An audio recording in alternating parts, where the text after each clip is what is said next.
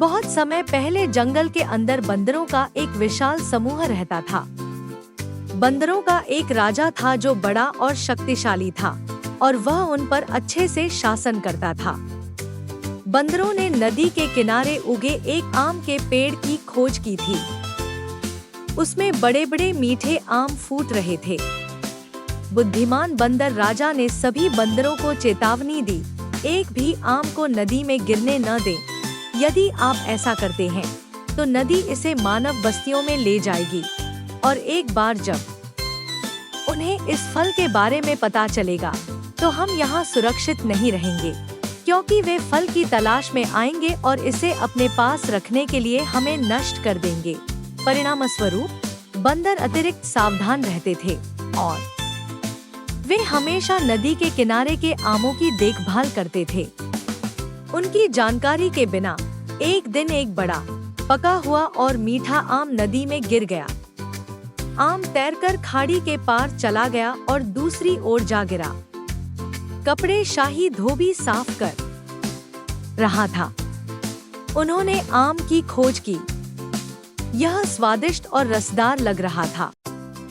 उसने राजा को आम भेंट करने का निर्णय लिया। महाराज, मुझे यह पका हुआ सुनहरा आम नदी के किनारे जंगल में मिला। आम राजा ने खा लिया। उसने इस आम जैसा मीठा आम कभी नहीं चखा था। उसने इन आमों की और अधिक खाने की कामना की। उन्होंने बताया, धोबी को यह नदी के किनारे तैरता हुआ मिला। यह नदी के दूसरी ओर से आया होगा। परिणामस्वरूप उसने आम की उत्पत्ति का पता लगाना शुरू कर दिया। वह कुछ सैनिकों के साथ नाव पर सवार होकर धारा के दूसरी ओर चला गया। वे आम देख सकते थे। नाव से पेड़ निकलने पर राजा प्रसन्न हुआ। अंततः वह आम खा सका। इसी बीच कुछ बंदरों ने उन लोगों को आते हुए देख लिया। वे दौड़कर अपने राजा के पास गए और उन्हें सचेत किया कि नावों पर कुछ लोग बाग की ओर आ रहे हैं। हमें बाग छोड़ना पड़ा। अब सब लोग बेल पर झूलें और धारा को दूसरी तरफ पार करें।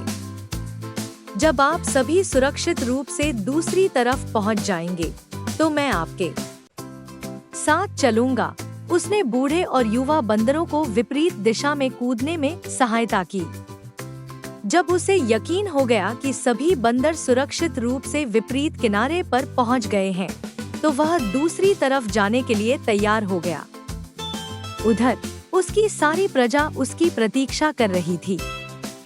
हालांकि मंकी किंग के वजन को सहने के लिए बेल बहुत कमजोर हो गई थी। बंदर राजा के टुकड़े टुकड़े हो जाने पर उसे नदी में फेंक दिया गया। जब उसकी प्रजा ने उसे नदी में गिरते देखा तो सभी लोग सहायता के लिए चिल्लाने लगे।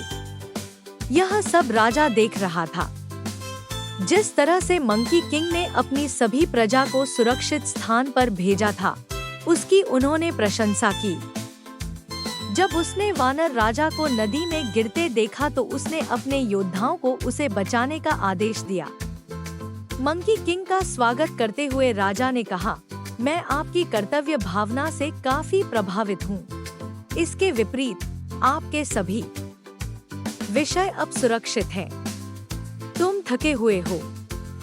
मैं अपने महल में मेरे साथ कुछ दिन बिताने के लिए आपका सहर्ष स्वागत करता हूँ। महामहिम, मैं अपनी हार्दिक संवेदना व्यक्त करने के लिए लिख रहा हूँ। आपके दयालु निमंत्रण के लिए धन्यवाद, लेकिन मुझे डर है कि मैं आपके साथ शामिल नहीं हो पाऊंगा। मेरा घर मेरी प्रजा के साथ ही है। मंकी किंग ने कहा, मुझे उनके साथ रहना होगा। आप एक महान राजा हैं। आप एक राजा की अपनी प्रजा के प्रति जिम्मेदारी को अच्छी तरह से जानते हैं। क्योंकि मैं भी एक राजा हूँ, मैं आपको या आपकी प्रजा को नुकसान पहुँचाने में असमर्थ हूँ। मैं कुछ सुनहरे आम तोड़ने आया था, लेकिन अब मैं इन आमों को छूने नहीं जा रहा हूँ। यह आपका क्षेत्र है। मैं इसे किसी भी तरह से नुकसान नहीं पहुँचा सकता। कृपया अपनी प्रजा के साथ यहाँ रहना जारी रखें। मेरे राज्य को बख्शने और मेरी जान बचाने के लिए मैं हमेशा आपका आभारी हूँ। मैं किसी मित्र को उपहार के बिना नहीं जाने दे सकता।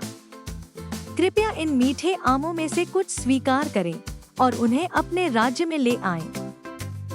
हर साल मैं भेजूंगा, आप इन स्वादिष्ट आमों में से कुछ लें। यह हमारे संबंध की दीर्घायु सुनिश्चित करेगा। राजा लोग कुछ आम लेकर अपने महल में लौट आए। बंदर जंगल में ही रहने लगे। कहानी की नीति तो, प्यारे बच्चों, क्या आपने देखा कि बंदर अपनी प्रजा के प्रति कितना सम्मानजनक, जिम्मेदार और स्नेही था? आपसे अपने दोस्तों और बाकी सभी लोगों के साथ इसी तरह व्यवहार करने की अपेक्षा की जाएगी। कहानी का उपदेश दूसरों के प्रति दयालु होना है। मित्रों, ये कहानी अच्छी लगी हो तो आप सभी लाइक कीजिए और प्लीज सब्सक्राइब कीजिए और ज्यादा से ज्यादा शेयर कीजिए। फिर मिलते हैं नई कहानी के साथ।